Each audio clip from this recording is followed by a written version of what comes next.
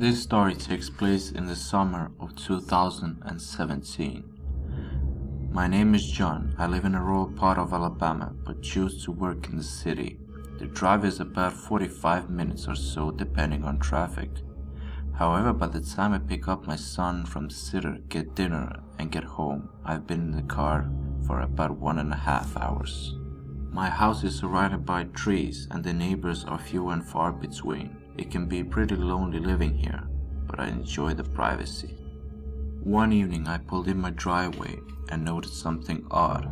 The doors of my storage shed were wide open. I told my son to sit in the car as I got out to investigate.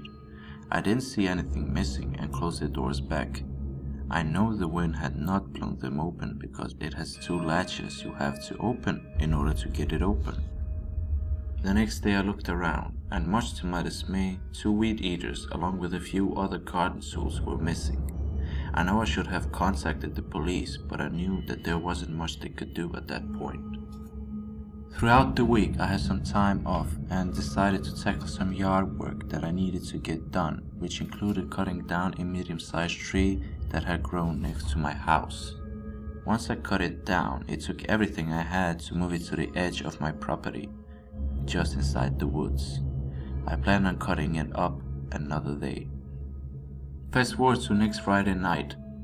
I left work at 7 p.m., picked up my son, and we arrived home at 8:30 p.m. As I pulled in the driveway, my son and I noticed something laying across the driveway. It looked as if a branch had fallen across my driveway. As I drove up to it, I thought to myself, there are no trees over my driveway. Once I looked towards the base of the tree, my heart sank to the bottom of my stomach. It was the tree I had cut down. I had clearly put it on the other side of my property until I could cut it up. I recognized the marking from my chainsaw.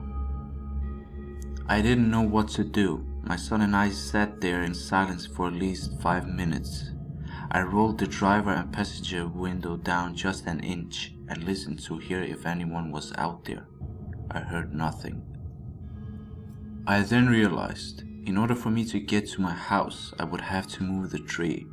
I told my son I was going to get out and move it just enough so we could get past, and I would lock the doors. If anything happens, he could use my phone to call the neighbor who lived the closest. I darted out of my car and moved the tree slightly and raced back to the car. I was terrified. Luckily, my son was on the ready to unlock the doors for me to get back in. I drove up towards my house and we got in safely. I didn't sleep well that night. The next day, I woke up to find the tree was moved again. This time, a few feet behind my car.